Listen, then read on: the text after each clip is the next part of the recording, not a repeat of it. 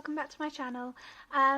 Basically, I've been wanting to do a Q&A for a while, but I've struggled to have people ask me the questions.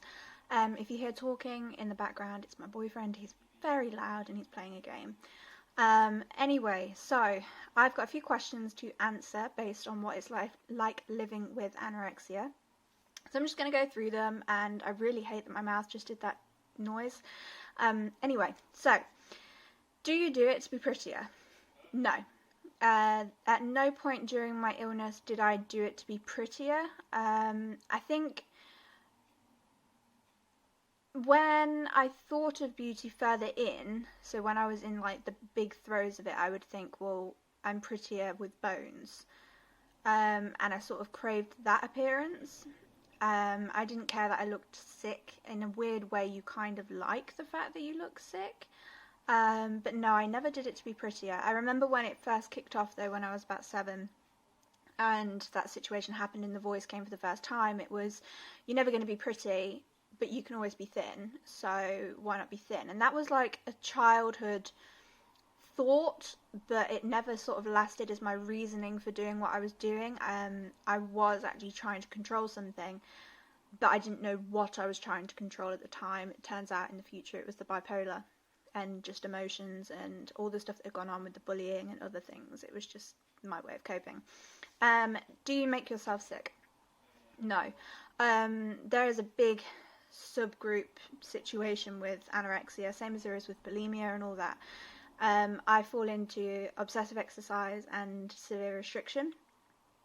I went through a phase, I call it a phase, it's not a phase and that's the wrong word for it, but when I was in college, I think I made myself sick for about 2 weeks, I think it was. By the end of week 1, my French teacher had noticed that I'd had cuts on my knuckles, so she knew straight away. And then I ended up like collapsing on the floor and like violently shaking everywhere. I don't know what that was about, but ever since then I never did it again.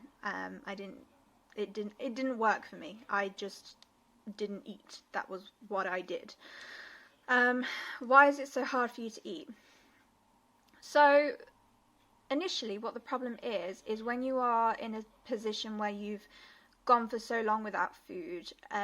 I've read somewhere that it's just how your brain chemistry then works. The pathway from your stomach to your brain that says I'm hungry doesn't go like that anymore, and you actually feel better for not eating if you've got an eating disorder.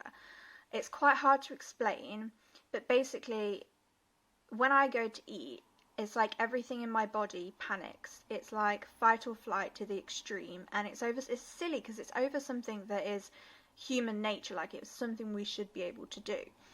But when I actually sit down to eat, even now, a year into recovery, if I sit down to eat, I still get that onslaught of fear and thoughts, and you're going to be this fat, and you're going to look like this, and you're going to look disgusting, and that's so fatty, this is how many calories. And I tend to, at my worst, I would see the numbers hovering over the food. But yeah, that was that. I'm really sorry if you can hear him. How are you still anorexic if you are weight restored? I hate this question because a lot of people think it, and it's mainly the older generation, to be fair, because when I do talks in schools, it never comes up. People just accept that that's what it is. But basically, recovering, I'm really sorry, people are texting me. I really need to be better at this, but I'm still starting out, so we'll ignore that. Anyway, so I would say that I've lost my train of thought, is what I would say. Yeah, I would say that mainly the elder generation see that as, well, you're better now because you're weight restored, when actually it's not. It's still, you still have to deal with the idea of recovery every day. You have to make that decision to carry on and get better, and at the same time you're also in a position where the thought processes are still there. They're still coaxing you into restriction and whatnot. So I mean, some people can recover and be fully recovered with and not be anorexic anymore, I guess, but a lot of people are anorexic in remission, and then a lot of people are just remain anorexic with their thought patterns, and they're just, yeah, it's, yeah. So have you fully recovered? At this point, a year into recovery, I would say mostly. I'm miles ahead of where I was the last time I was a year into recovery. I hit my anniversary on Saturday, so 2 days ago, and it was amazing. It felt like I was on cloud nine, and I'd never felt that good. Anyway, resuming, I did just shout at my boyfriend because he's being ridiculously loud. Anyway, have I fully recovered? As I say, I hit my anniversary on Saturday, and I've never felt as good as I do now. I was in what I found out is called quasi-recovery, which is basically you're sort of in recovery, but you're still indulging in behaviours. This time round, I have gone out of my way not to, and two of my biggest inspirations for this are Lily Reinhart and Demi Lovato. So both of those have sort of taught me to love my body and accept it for what it is. So what I've actually also started doing is working out a lot more.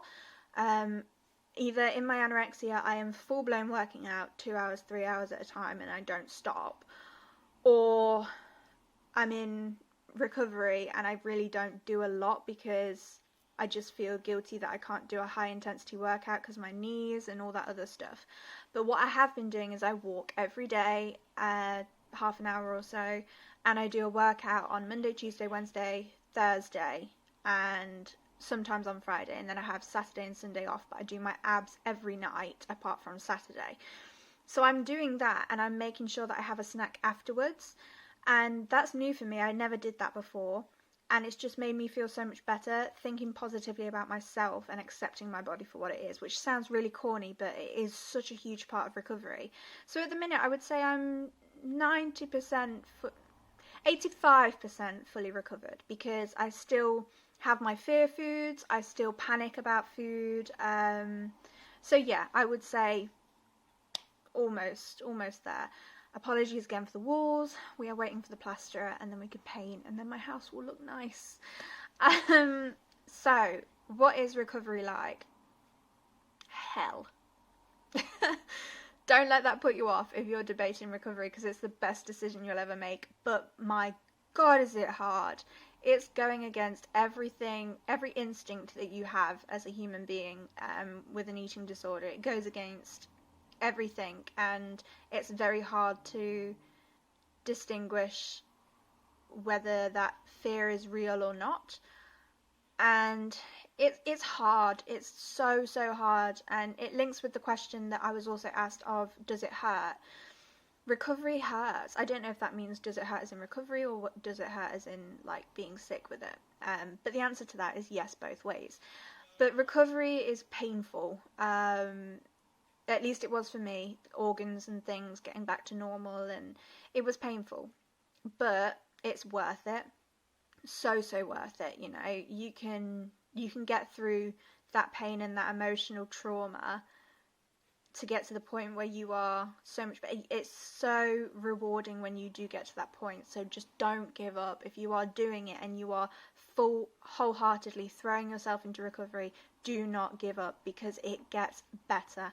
And oh my God, does it get better. And it does suddenly just stop being so hard, and it becomes so much easier to do because you've broken that pattern. It is like an addiction, and it's also like a habit, so you have to keep doing it constantly for it to start to work. So that's that question. Does everyone that's sick get admitted?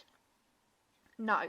It's very much potluck where you are, and it's also family circumstance and whether you are at risk of hurting yourself or others, and how your bloods are and all that sort of stuff. I have managed both times to avoid inpatient, which I'm not entirely sure how. The first time I was with CAMS, and they told me that I was on the waiting list, but I was at the bottom because they weren't going to waste money on a corpse who will never get better.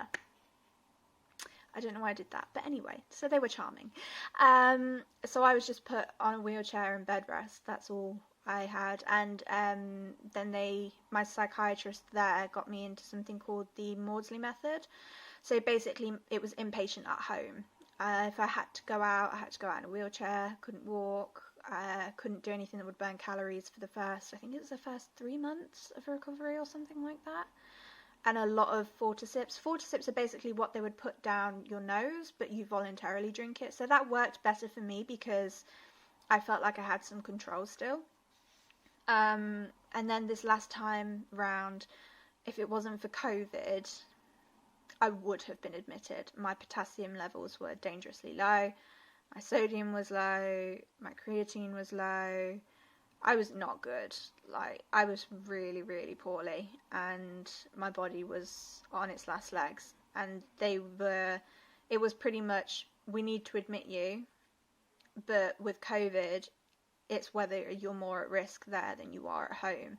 And then as soon as my boyfriend was work from home, I couldn't get away with what I was getting away with, and so I had to accept that I'd either end up inpatient with potentially damaging my relationship permanently with my boyfriend, or I could get better, be better, be around for all the fun stuff in my life. And so yeah, I decided to fight again. That went on a bit of a tangent, but no, not everyone that's sick gets admitted. Not everyone that's sick gets tube fed. A lot of the time they try and avoid that now. They try and avoid inpatient now because it's easier to, it's hard to transition from inpatient treatment. So that's that. Do you not like food? I love food. I love food. As a kid, everyone would say, oh, Chloe loves food. Which also did actually impact my eating disorder. It made me feel very guilty and very greedy. So that didn't really help. But, by the by, I love food. There's so many foods that I love, but I will not let myself have them because in my brain they're just a no-go. So it's not a not liking food. It's more of a not liking the aftermath of the food and not liking the feeling that it gives me after I've eaten. How do you distinguish between your head and yourself? For me, I'm quite lucky. Well, not really lucky, but my anorexic voice is different to my own voice. I know that a lot of people have a voice in their head, and it can either be their own voice or it can be a voice of something else. Now, I don't know if that was me as a child that happened because I couldn't come to terms with the fact that I was saying those things to myself. I don't know, but it's a different voice. For me, it's an elder woman. And so for me, it was a case of, all right, I can tell because either she's talking or my thoughts are there. So it's quite easy for me to distinguish, but then there's that overlap where you've been brainwashed to the point that you believe it, that you have to then break it down even further as, okay, this is my thought, but it's influenced by her. And so it's not my thought. It's not my thought process at all. It's been drilled into me, that sort of thing. And then what is it like inside your head? Chaos. Absolute chaos. My head is a very scary place to be, I think. A lot of the time people will be like, oh, I wish I could take it away. And I'm like, go for it. But you won't last. You won't last very long at all. Which is why when I see people